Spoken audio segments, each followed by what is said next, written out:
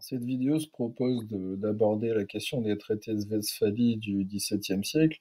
et comment ils ont contribué à construire un équilibre dans l'Europe de l'époque, qui était un continent assez ravagé par les guerres, et notamment depuis un siècle par les guerres de religion. Donc ces traités de Westphalie, ils ne sont pas importants uniquement pour la paix et la dimension justement de mettre fin à la guerre, ils sont aussi importants parce qu'ils construisent l'État moderne et la manière dont les États règlent leurs conflits les uns avec les autres. Alors la guerre de 30 ans, elle dure de 1618 à 1648, même si elle se prolongera côté français face aux Espagnols jusqu'en 1659. C'est la fin de la guerre la plus meurtrière de cette époque moderne, avec 10% peut-être dans certains pays, en Allemagne notamment, de la population qui ont été tués, 5% selon d'autres régions, mais en tout cas une guerre extrêmement meurtrière. Alors ici, vous devinez la scène, c'est la fameuse défenestration de Prague, lorsque les représentants de la ville de Prague, protestants pour la plupart, ont jeté par la fenêtre les émissaires de l'empereur du Saint-Empire catholique, qui voulait justement leur imposer certaines règles. Et donc tout ça, ça a déclenché une guerre la fameuse guerre de 30 ans, qui a causé la mort de 10 à 15% des populations du Saint-Empire, et qui donc il fallait arrêter. Grâce à la carte, vous pouvez percevoir que le Saint-Empire, c'était une mosaïque de tout un tas de territoires qui étaient donc sous la juridiction de l'empereur, mais qui étaient en grande partie autonomes. Et chaque prince avait une religion différente au sein du Saint-Empire, ou pouvait avoir une religion différente, et c'est ce que les traités de Westphalie vont consacrer, c'est-à-dire le fait que l'empereur ne peut pas imposer une religion aux princes dans leur territoire, ça va amener une paix dans l'Empire qui était nécessaire. Donc, une des premières fonctions des traités de Westphalie, de Tonsbruck et de Münster, c'est de reconnaître la liberté religieuse dans le Saint-Empire. Avec cette liberté religieuse, on va s'éviter la plupart des conflits qui ont eu lieu les 100 années précédentes, et on va s'éviter la possibilité d'une nouvelle guerre de 30 ans, c'est-à-dire une guerre dans laquelle tous les États européens se sont mêlés pour décider qui aurait l'avantage au sein du Saint-Empire. La deuxième conséquence très importante des traités westphaliens de la fin de la guerre de 30 ans, c'est qu'on reconnaît l'égalité entre tous les rois, princes et autres, entre tous les souverains. Et donc, de fait, ça va instaurer dans le droit international la reconnaissance de la souveraineté des États, mais aussi l'égalité entre chaque État. C'est un point sur lequel on reviendra. L'idée que dans la diplomatie, tous les États sont égaux en termes diplomatiques. Alors, ici, je vous ai mis une image du Léviathan, le livre de Hobbes. La réflexion sur la souveraineté, si vous voulez, dans une deuxième partie, elle arrive pour nous rappeler qui est capable justement de définir les règles de vie, les lois justement sur un territoire.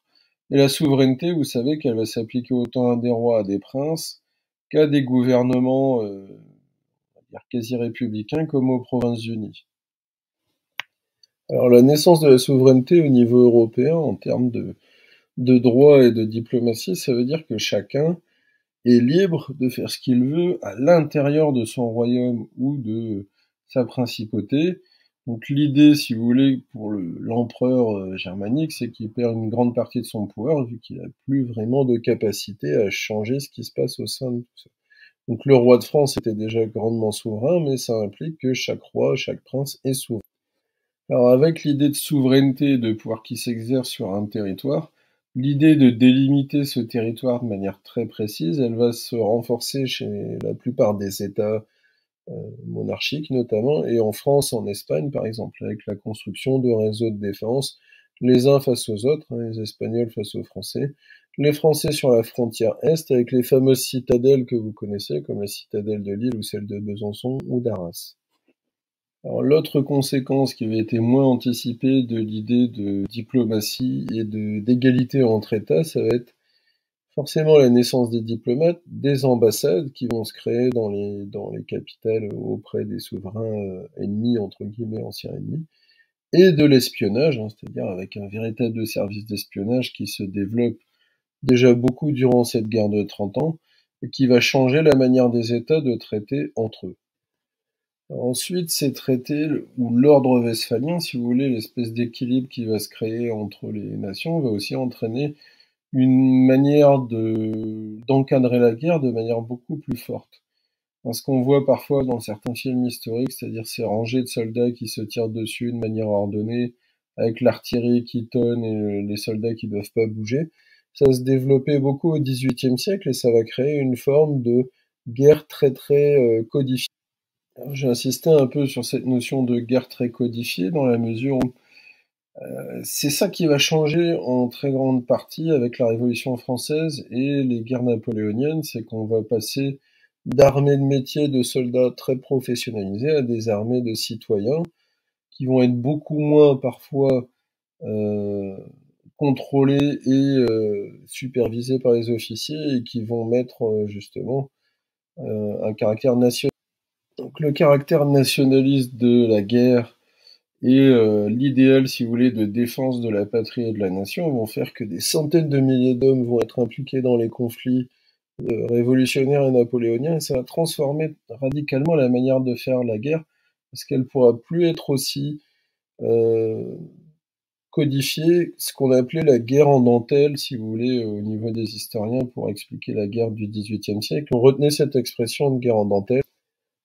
C'est l'ouverture et à la fois la conclusion, si vous voulez, de cette réflexion. C'est que l'ordre westphalien, qui a duré très facilement 150 ans, il va être battu en brèche par les guerres révolutionnaires et Napoléon, puis il va être réinstauré lors du congrès de Vienne en 1815, ce qui va amener l'ordre westphalien à durer plus longtemps. Mais dès le milieu du 19e siècle, on verra que les conflits impliquent une manière de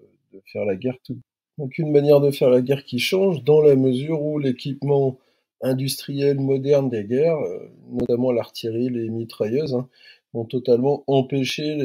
les charges de cavalerie telles qu'on les a connues, en tout cas avant, même lors des guerres napoléoniennes, les charges d'infanterie ou autres, et c'est là qu'on voit que la Première Guerre mondiale, il y a un peu la logique